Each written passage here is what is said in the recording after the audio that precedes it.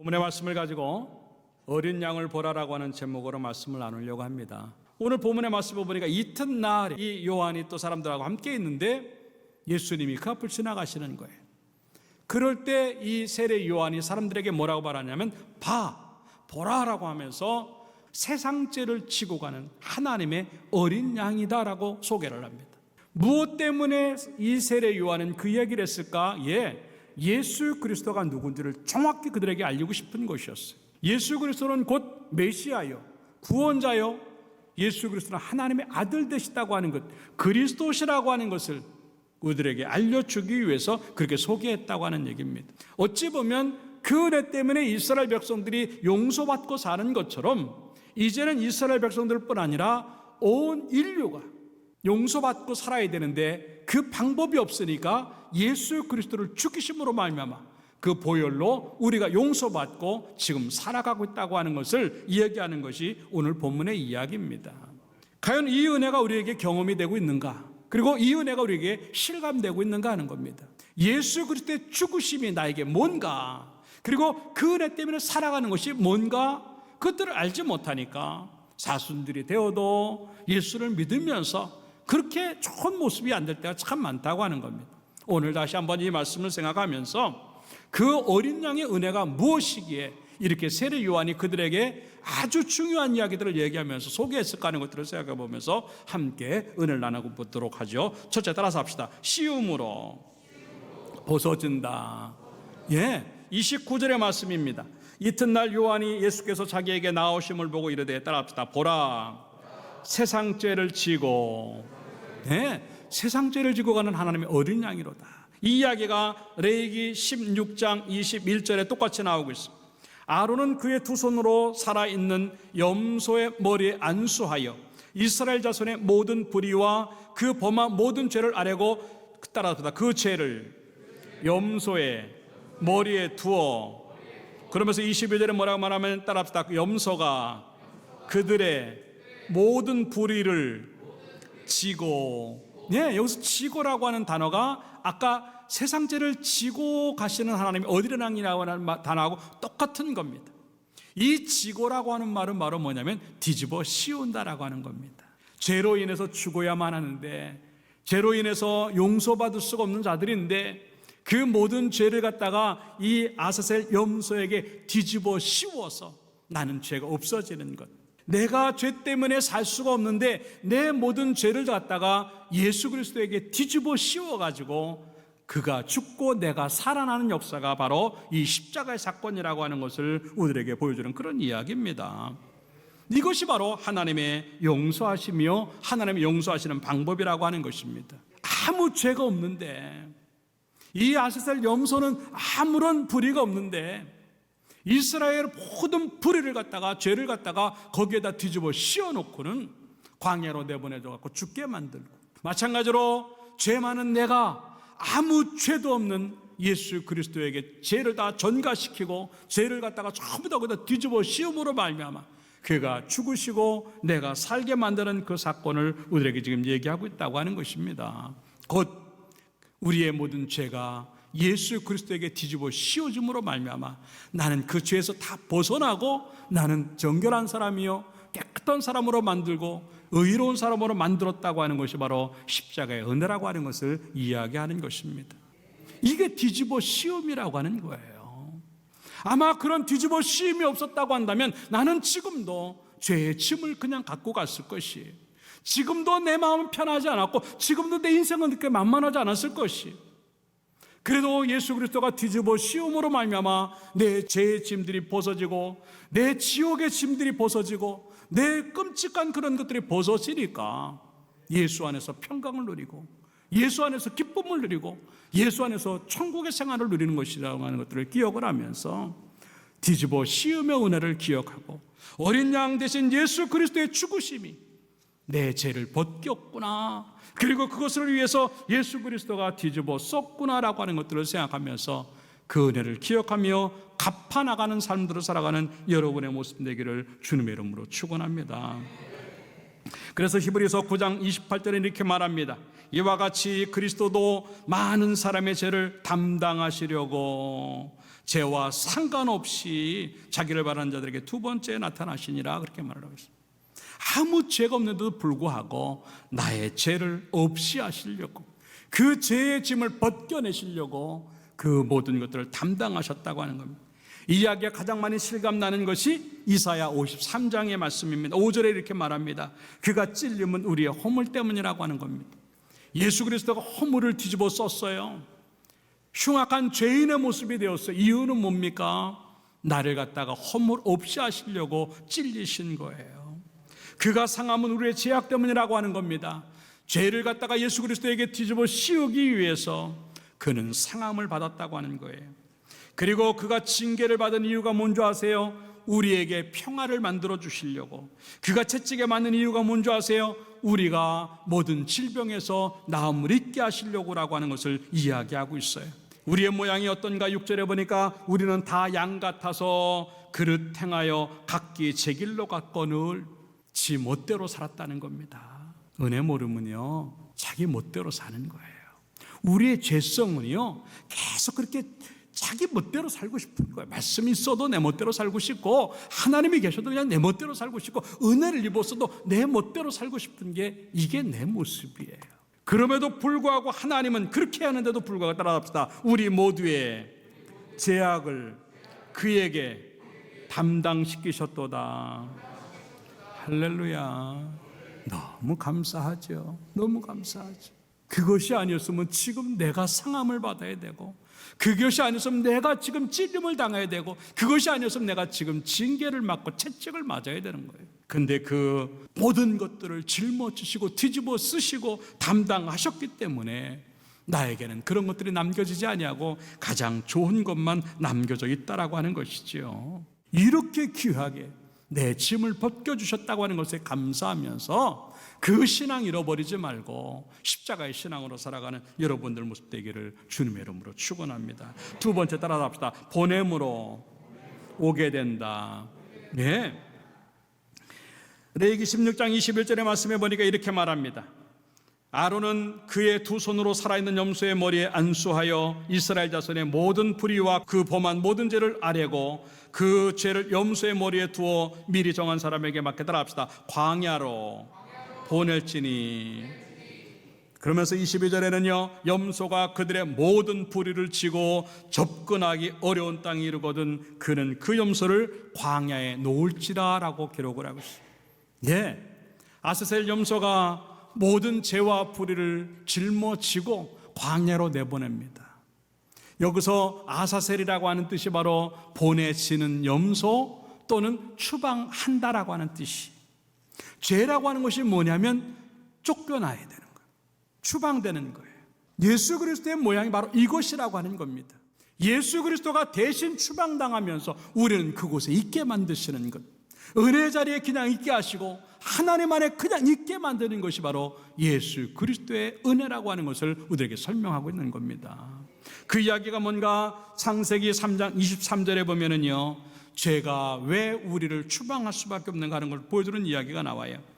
아담과 하와가 범죄를 합니다. 그럴 때 하나님이 뭐를 하냐면 여호와 하나님이 에덴 동산에서 그를 내보냈다라고 하는 겁니다.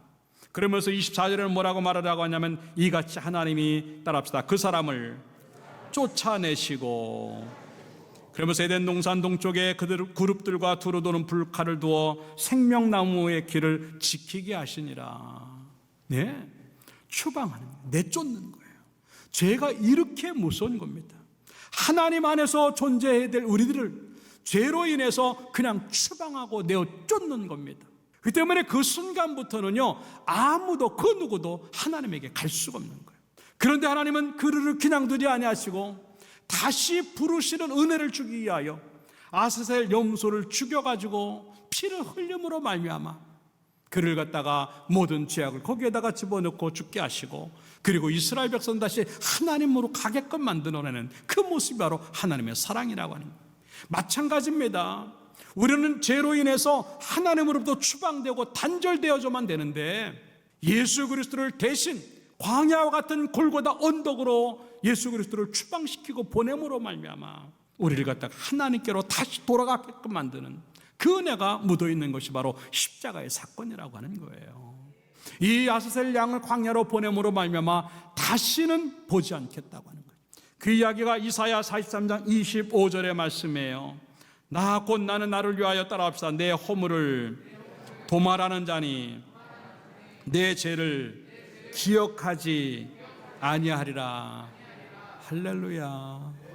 이렇게 많은 죄를 졌는데도 불구하고 죄를 기억하지 않겠다. 왜?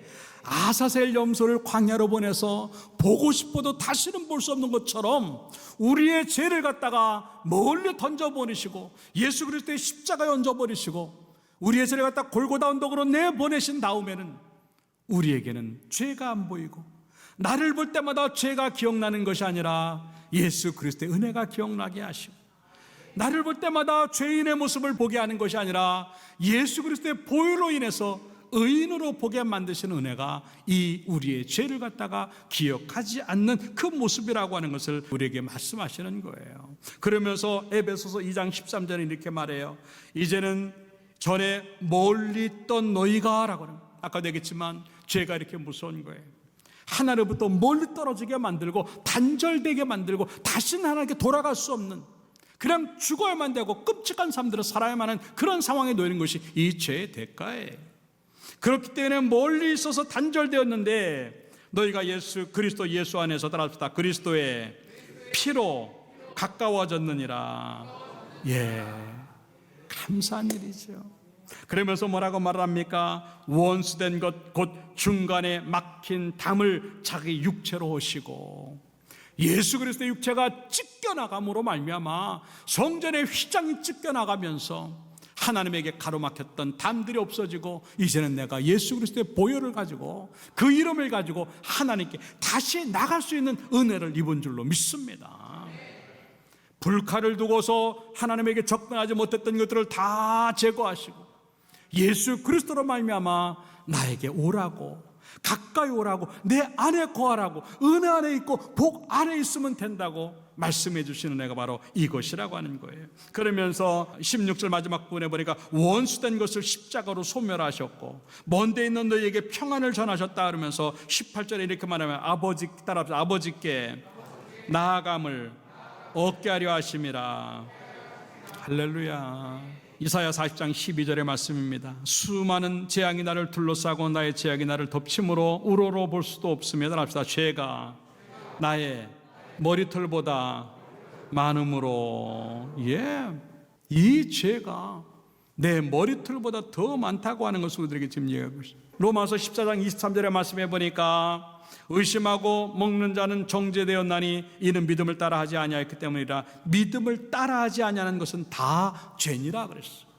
믿음 없이 살아가는 것 자체가 죄라는 거예요. 그 다음에 야고보서 4장 17절에 뭐라고 말하고 있냐면 선을 행할 줄 알고도 행하지 않으면 죄다. 이 선이라고 하는 건 하나님 뜻대로 살아가는 걸 의미하는 건데 그게 아니면 죄라고 하는 거예요. 마가복음 3장 29절에 말하기를 또 뭐라고 하냐면 성령을 모독하는 죄, 믿지 아니하고 하나님을 부인하는 것이죠. 이런 것들은 영원히 사함을 얻지 못하고 영원한 죄가 된다. 결국 믿음 없는 것도 죄고 믿지 않는 것도 죄고 의심하는 것도 죄고 알고도 모르는 척하는 것도 죄고 알고도 행하지 않는 것도 죄고 회개하지 않는 것도 죄고요. 그걸 더해서 얼마나 많이 우리 양심 안 쓰고 미워하고 질투하고 이게 죄라고 하는 겁니다. 이 죄는 결국 하나님과 끊어지게 만드는데 하나님은 그대로 우리를 처치하지 아니하시고 우리를 계속 예수 그리스도로 인해서 하나님께로 오라고 그 풍족함으로 들어오라고 그 은혜로 그 은총으로 들어오라고 계속 요구하는 것이 바로 이 어린 양의 십자가의 사건이라고 하는 것이죠. 그래서 시편 103편 10절에는 이렇게 말해요. 우리의 죄를 따라 우리를 처벌하지 아니하시며, 예, 죄 따라 처벌했다면 우리는 벌써 여기 있지 못해요. 우리의 죄악을 따라서 우리에게 그대로 갚지 않았다. 예, 은혜가 너무 크죠. 그러면서 하늘이 땅에서 높음같이 그 정도로 멀리 떨어져 있는 상황을 의미하고 12절에 가서 보니까 이렇게 말하면 따라 동이 서에서 먼 것 같이 우리의 죄과를 우리에게서 멀리 옮기셨으며, 예, 다시는 그 죄를 기억하지 않기 위해서, 다시는 그 죄를 안 보기 위해서 동에서 서해를 먼 것 같이 그를 옮겨놓고는 우리를 죄인으로 보지 않으시는 은혜가 여기 있다고 좀 말씀하시는 거예요. 이게 어린 양의 사건으로 주어진 은혜인데, 예수 그리스도의 죽으심으로 주어지는 사건인데, 우리는 자꾸 그걸 놓치니까 자꾸 하나님으로 또 멀리 가려고. 나는 지금 얼마만큼 십자가와 가까운가? 나는 얼마만큼 말씀 앞에 가까이 와 있는가? 나는 얼마만큼 하나님의 은혜 안으로 들어가고 있는가? 만약에 그거 안 돼 있다면 나는 지금 하나님과 단절되어 있다고 하는 것이고, 그 단절되면 그 나는 더 이상 살 수 없다고 하는 것을, 탕자의 모습이라고 하는 것을 생각하면서, 아무리 죄성이 우리를 하나님으로부터 멀어지게 만든다 할지라도 주의 은혜를 기억하면서, 십자가의 사랑을 기억하면서 한 걸음이라도 더 십자가 앞으로 가고 한 발자국이라도 더 은혜 안으로 하나님으로 들어가서 우리의 믿음이 믿음답게 만들어지기를 주님의 이름으로 축원합니다. 마지막 세 번째 따라서 합시다. 죽음으로 살게 된다. 예. 아사셀 양, 그는 결국 모든 죄를 짊어지고 광야로 내쫓깁니다. 울며 울며 광야로 가지만 결국 광야에서 기다리는 것은 죽음밖에 없어요. 그 죽음을 통해서 피가 흐릅니다. 맹수에게 찢겨서 피가 흐릅니다. 그러기 때문에 이스라엘 백성들이 살았던 거예요. 왜? 그 피 흘림은 생명이었고, 이 죽어야 될 사람을, 죄 없는 누군가가 죽어야만 이 죄 있는 사람들이 살기 때문에 아사셀 염소가 그걸 짊어지고 광야에 가서 그 목숨을 내놓는 겁니다. 바로 예수 그리스도의 모습입니다. 어린 양의 모습이 되어서 죄 있는 나를 갖다가 살리기 위하여 죄 없으신 예수 그리스도가 골고다로 가서 십자가의 죽으심으로 말미암아 피를 흘려주시고 그 생명을 대신함으로 내가 살아난 사건이 바로 십자가의 사건이라고 하는 것을 우리에게 지금 보여준다 하는 것이죠.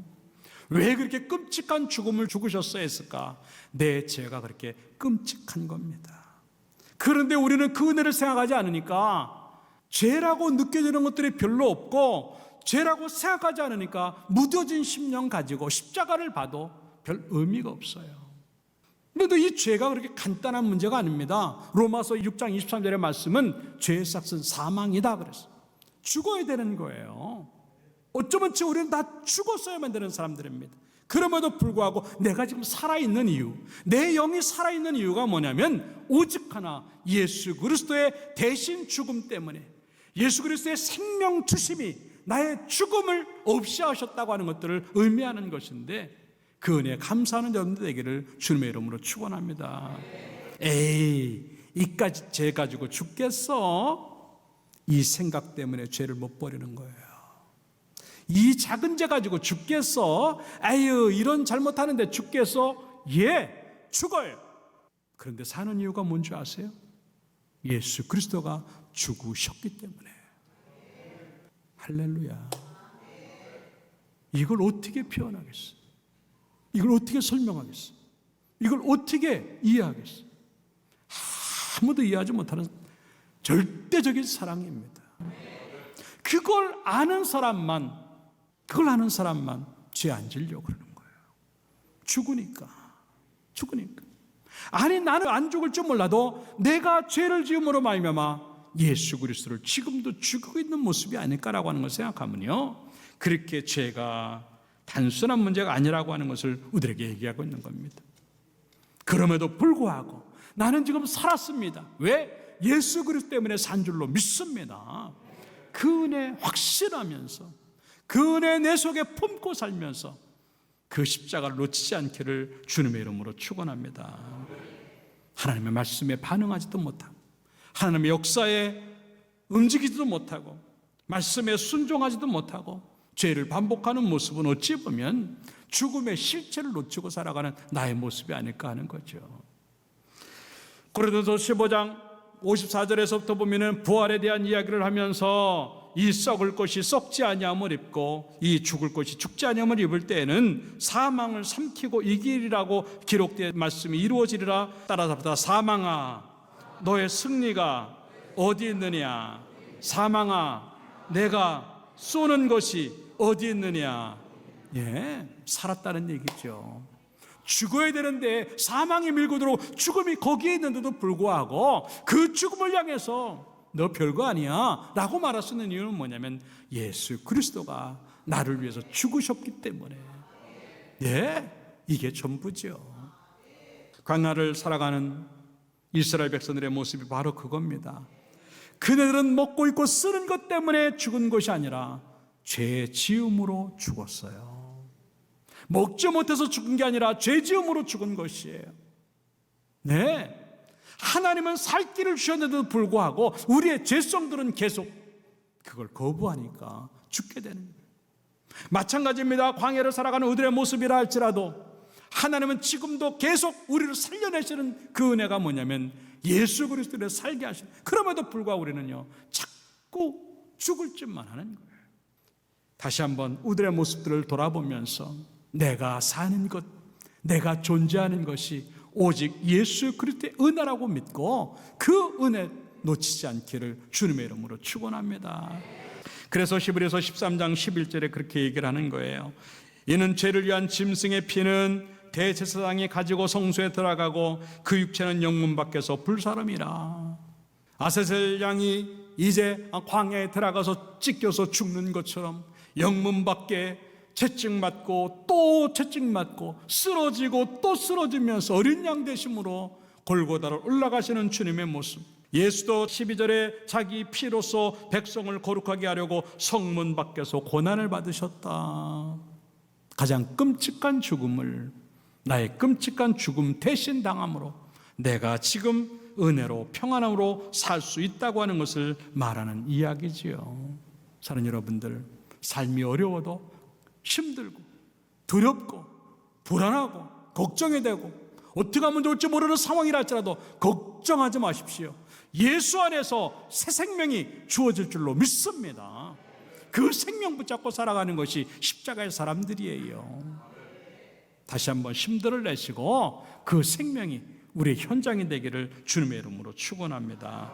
결론적으로 말씀을 드립니다. 29절에 이렇게 말합니다. 보라, 세상 죄를 지고 가는 하나님의 어린 양이. 여기서 보라고 하는 것은 그냥 보는 거 아닙니다. 가슴으로 보라, 가슴으로. 영으로 보이고 있는가 하는 거죠. 저 십자가 때문에 내가 존재하고 살고 있고 지금도 그 십자가 때문에 내가 의인돼 있고 저 십자가 때문에 짐을 져야 될 내가 벗겨지는 사람이 되어지는 것. 그 십자가에게 짐을 옮겨놓고 나는 평안하로 내가 인생을 살아가는 것. 그게 지금 보이는가 하는 거예요. 보라, 저 십자가에 있는 어린 양의 모습 때문에 하나님과 단절되어서 멀리 가는데 저 십자가를 볼 때마다 내게 오라고 손짓하시는 하나님의 모습과 하나님의 음성을 듣고 있는가 하는 거예요. 보라, 저 어린 양의 십자가를 왜 죽어야 되는데 내가 살아있다고 하는 걸 느낄 정도로 내 가슴으로 보고 있는가 하는 거예요. 다시 한번 사순절의 시간을 보내면서 십자가의 신앙으로 돌아가서 십자가를 볼 때마다 그 은혜를 느끼면서 가슴으로 예수 잘 믿는 우리의 모습 되기를 주님의 이름으로 축원합니다.